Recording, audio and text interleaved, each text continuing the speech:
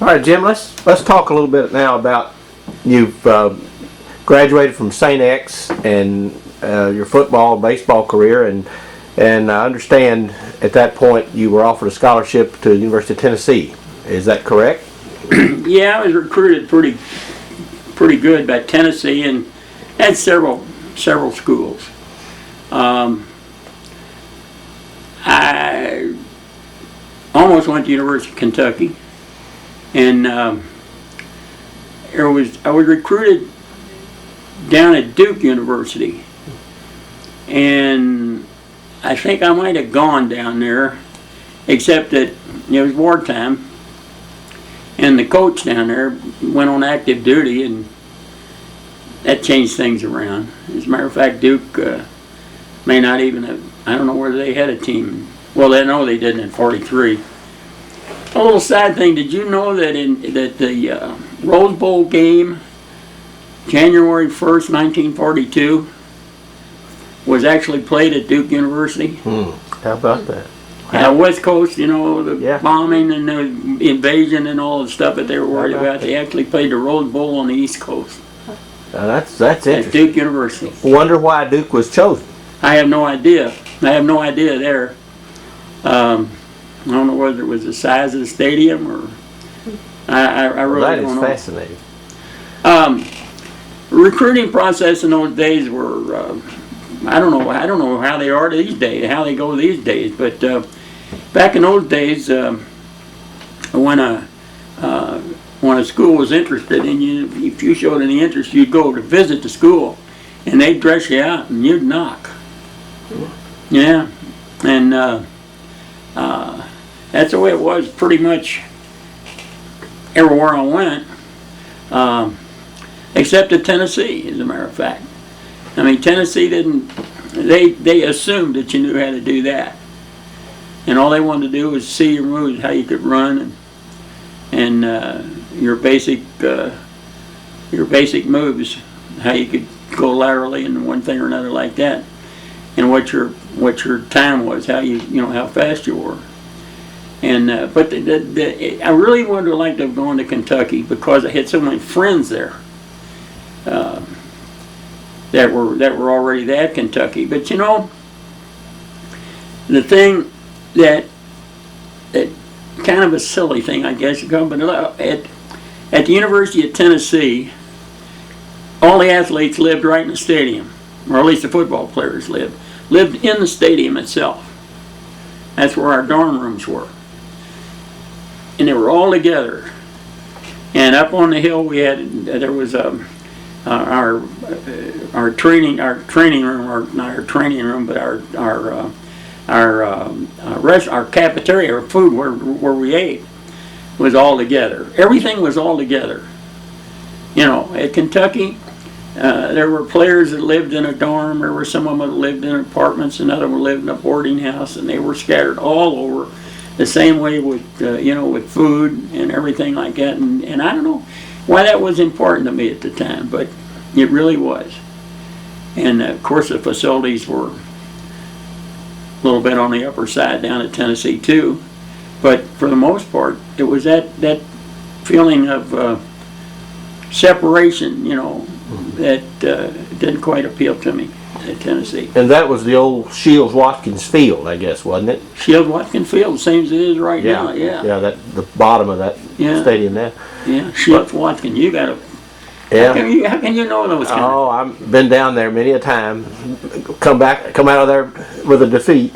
But Shields-Watkins, we grew up listening to Tennessee games and stuff, and in Eastern Kentucky, and so that was a very magical name, Shields-Watkins Field. Okay, had the horseshoe. Where were you from? I was from Williamsburg, so we were right. Williamsburg, Kentucky. Yeah, 10 miles from the Tennessee border. So we yeah, you were on the border. We had a lot of orange coming into the state. Yeah, the Fusen brothers out of Middlesboro. You weren't far from Middlesboro. No. And there was several of us that went down there that year from Kentucky, as a matter of fact. Well, now General Neyland was the coach? Neyland was the coach and he recruited me. But when I got down there, I mean, he was reserve officer, you know, a West Point guy. And so he recruited me, but when I got down there, he was just going on active duty.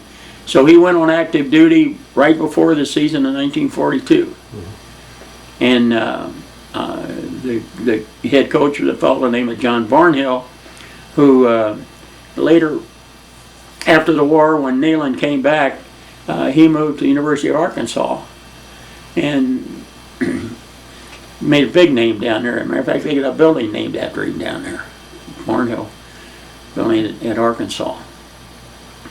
And so, like I said, the major at the time, he was called, he came back a couple of times. I don't know whether I ever told you this story or not, but he was a big man. And I mean, he'd grab those football players and shake them just like a rag doll, when, you know. And he came back one time. And if you can remember, of course, do you remember when the stadium was open? You don't remember when it was open on both ends? Oh, yeah. You sure. do remember that? Well, you know, the open end, you're down a long hill in that area down there, and then the river? Yes. Okay. Absolutely. Well, we were doing something, or some kind of a drill, and he was on the field and coaching gear and everything like that. And I was involved with something. I don't know what happened. I don't know what I did. It's not important right now. But he said, go down the river and get me some grass. And so, you know, I did something wrong and he didn't make me run. And so I run down to the river, and that's, you know, it's what, 300 yards or something maybe down there. So I run down to the river and turn around and run back. And he walks over to me and he says, where's the grass? And I said, well, I just thought you want me to run. I didn't know you really wanted that. He said, I actually go down to the river and get me some grass. And he says, that's what I want you to do. Go down to the river and get me some grass. And I run down again, and I run down the river again. This time I got a handful of grass and a back upper, you know, and everything like that. Now I said, I'll be a smart aleck, you know. And I said, when I came back, I said, here's your grass, coach. And he says, thank you. And he took the grass, put it in his pocket. I was mortified. Everything I tried to do, he went up on me.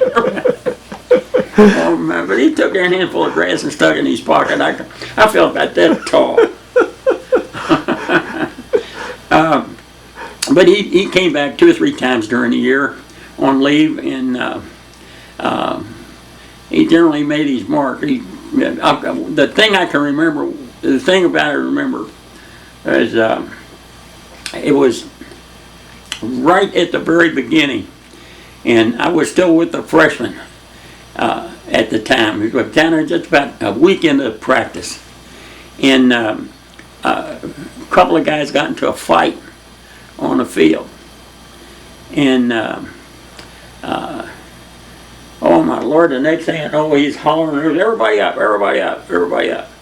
And he stopped practice, stopped the varsity practice, stopped the freshman practice, everybody come up, made everybody come up there, and he says, now these 2 young men had decided that they want to fight.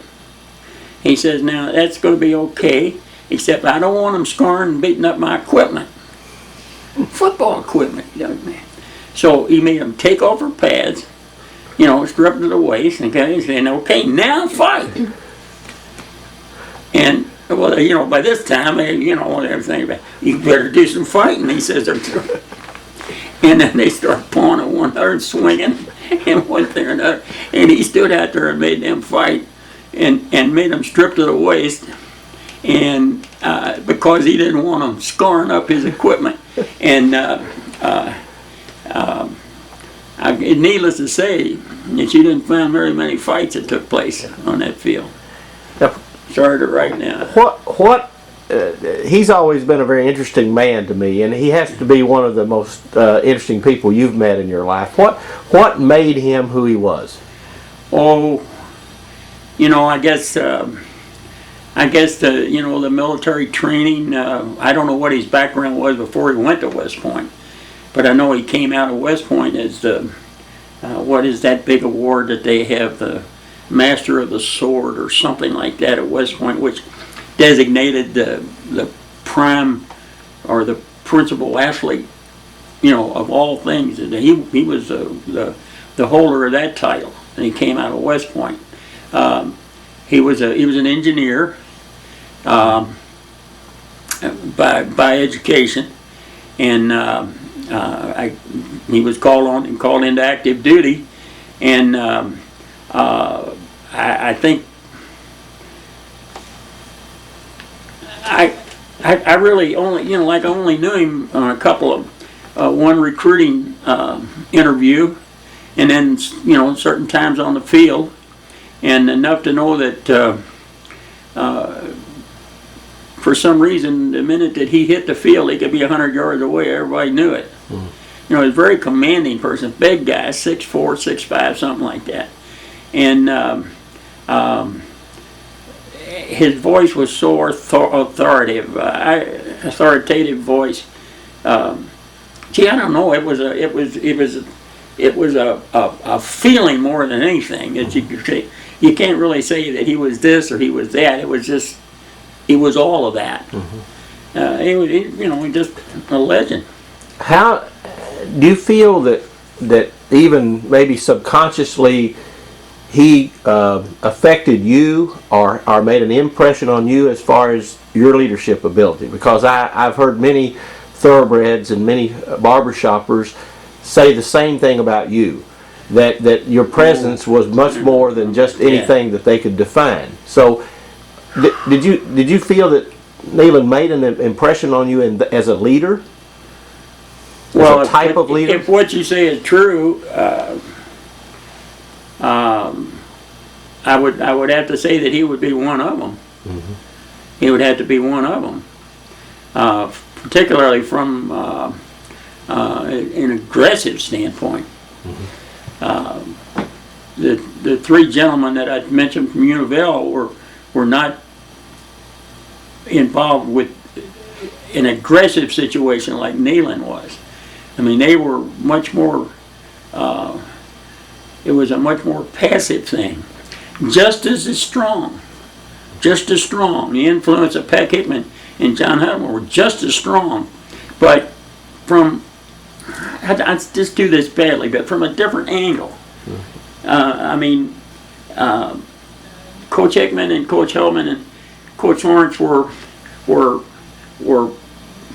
kind of going and pulling like this, and Nealon was this way.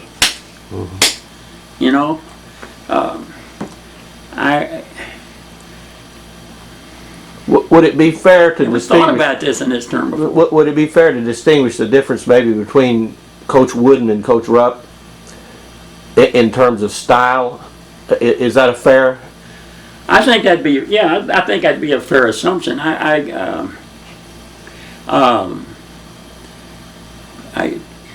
You don't want to ever compare Rupp really to anybody. I don't know that he's comparable to anybody, but I think I just got to tell you this story.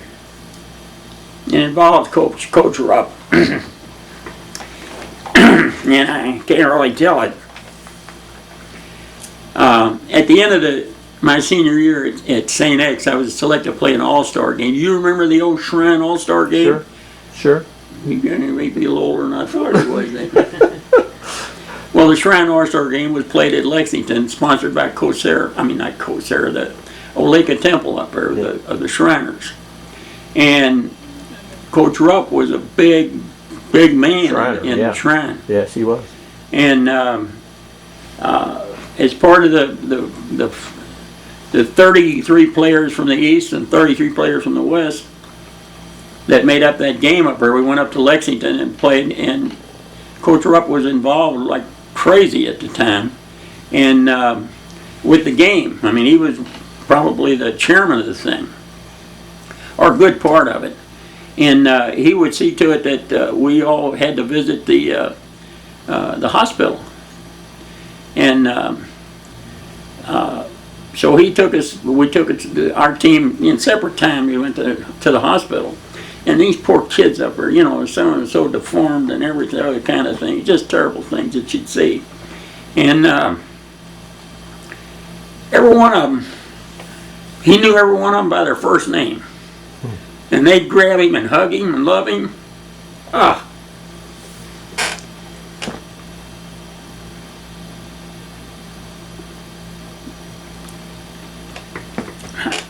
I can't hardly, when they start saying things about Rupp, I always think about that. Man. But he was a crusty old devil. There's no question about that either. But the way he was with those kids at that hospital. How do we get off the subject? Well, I'm glad you did. I have, of course, a long time, fan of Coach Rupp, and I've seen so much defamation of who he was, and I really appreciate that, Jim. I wish you could go on. This wasn't anything put on here. You could see. I mean, he's on a first name basis with those kids, and this wasn't a put on or a demonstration or anything. This was a sincerity that couldn't be faked. I really appreciate hearing that. Never forget it. Never forget it. If my memory is correct on this, back with Nealon a second, I don't think the University of Kentucky scored a point on Tennessee in the 40s. If they did, it had to be maybe 6 points. So he believed. We won 26-0. I don't think they did either. I don't think they scored a point through the whole decade of the 40s, unless it might have been right at the end. One year it was a 0-0 tie. But what did he do, and what did you feel as a Tennessee player? He must have. I've heard that he likened football to a battle, and that the defense was where it was. That you were going to defend your turf. Yeah, he had a different plan to do that. The philosophy was, I had my playbook. It's around there someplace. But give you an idea of the way the system was, and it was a very unique single wing. It was a very unique single wing that he used, and very intricate, very complicated.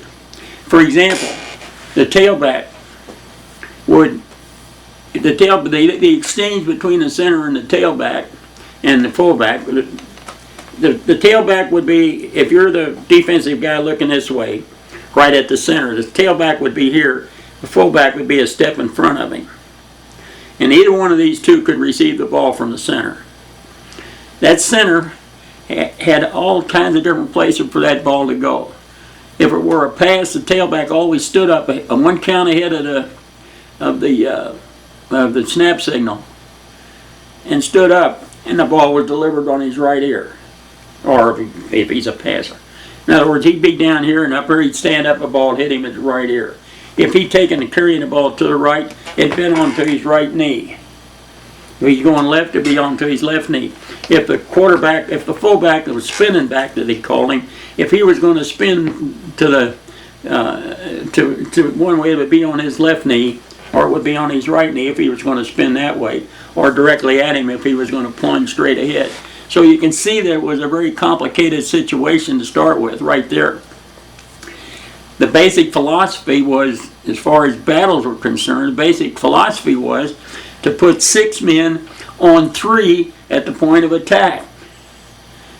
So if you visualize an off-tackle run where there would be a defensive tackle that would be playing outside the outside the offensive end, well, there'd be a wingback outside him. And so what he would do, the end and the wingback would block in on that defensive tackle.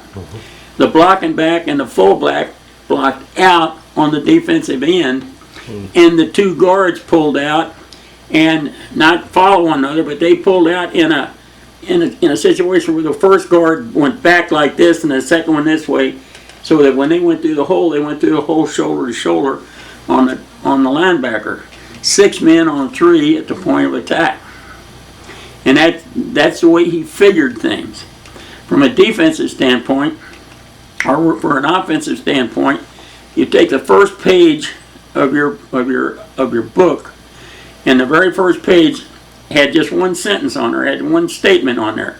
The whole page was just that number one offensive play in this system was the 70 punt. He considered the punt the number one offensive play. And then you turn the page over, and the next page was a single page that had one statement on it. The second offensive play, best offensive play we have, is the punt return. You see what his tactic was? Absolutely. And the thing about it, he would figure that if he got the football and he have a kicker, he kick the ball a ton. He'd kick the ball, cover the punt, hold you, make you kick the ball. You get the ball back and run back 20 yards, so you had an offensive gain of 20 yards. Exactly. And that's the way he figured it. He also said if you receive the football and you got the football inside your 10-yard line, you don't want to be fooling around with the football down there. And punt it back. Punt it back to him. You know, if you're inside the 20-yard line, you kick it on second down. If you're inside the 30-yard line, you kick it on third down. Now that kind of was by the wayside by the time I got down there, but that was in the early planning stages of the thing. Don't handle the football inside your own 10-yard line. Get the football, punt it out of there, and let them handle it. You know, so you can see the way his system was set up. Pretty. I never forget 6 men on 3 at the point of attack and get rid of the football and leave your own territory. And the punt, I would see them to kick the football, punt the football, having the ball on the 30-yard line, on the opposing team's 30-yard line, fourth and long, punt the football. Punt it out, yeah. Drive it out of bounds inside the 5-yard lines, and I mean they'd punt line drives, you know, and lay it out, not bounce it out of bounds, just a line drive out of bounds into the inside the 5-yard line. Hold them and get them fumble inside there or something, some mistake or something like that. You know, it sounds to me like that he really took pretty seriously the word football. Yeah, and he really, the system was very, very complex. It was complex, everything you did from a fundamental standpoint. I mean, like I said before, everything, the guard situation, they were the pulling people that would pull out. I mean, they actually, that was the contrary to what almost anybody would ever do, is to pull back first. But all that was just a method of getting back to get in position so that you could go, 2 guys here could get shoulder to shoulder and go straight shoulder instead of following one another through. very effective. You drill and drill and drill on that. Now, when I was young, the author of the single wing down there was Bowden White. Now, was he a part of Neyland's staff, or was he a player? He was mentored by Neyland. Okay. I mean, he was one of Bowden White was one of his outstanding players. Okay. And I got a book I want you to take a look at, and a video I'd like for you. Okay, sure. I might have a copy of it. I'll give it to you. It's about Tennessee football. Okay, well, that's they were awfully good. I know that. Yeah. And I still have a friend here that we went at one time out of Louisville here. There were 6 of us that all went to St. X, all went to Tennessee, and all of us in the St. X Hall of Fame. And there's only 3 of us left. And his name is Dick Malloy, lives over in St. Matthews. Was a played on the big teams back there. The 3 big bowl teams, one of them was undefeated, unscored upon. Yeah. Untied and unscored upon. He still lives. He's 87, 88 years old now, and became a pilot. Was a civilian Contractor, flew the hump during the war. Made 126 cycles over the Himalayas. An Army pilot would make 25 and they'd rotate him out of the way. He did 125 of them. Made a bundle of money, came back and established Kentucky Flying Service. Made a bundle of money doing that and sold it. And now he's living a good life. How about that? And his name is Dick Malloy, and we still meet together. But at one time, we still get together maybe once or twice a year and tell a few lies. All right, But there's only 3 of us left: Dick and I and Lowell. One guy by the name of Graven that lives in Lexington. now you were there 1 year at Tennessee, right? 1 year. Yeah. Okay, and then I've always been very fascinated by another aspect of your college experience, which was in North Dakota. Is that correct? Yeah, let me back up just a little bit. At Tennessee, you remember now that, well, let me just say one more time. Things were a little bit in turmoil back then. And right before we played the first game of the season, there was a fellow by the name of Dave Romine that played, that was a guard down there, and I don't know what happened, but he left school. I don't know if he went into service or what happened, but he left the school. And when I came in from practice that day, next day I went for practice, and they had our stuff hanging in our lockers, and everything. And there was an orange practice jersey hanging in there for me. In my practice, instead of the white freshman jersey, it was an orange jersey. And I didn't quite know what to say. But they moved me up from the freshman team to the varsity team. And let me get my, and so that's when I like I said, I became on the varsity there at Tennessee. Now, it's 1942, and we're right in the thick of the war. Everybody's getting drafted and one thing or another like that. So the entire football team, and as far as I know, with basketball, everybody that was on athletic scholarship at Tennessee brought in the recruiters, and we all enlisted on the same day. How about that? Now that was a big thing. It made the newsreels. How about that? Now, everybody, we all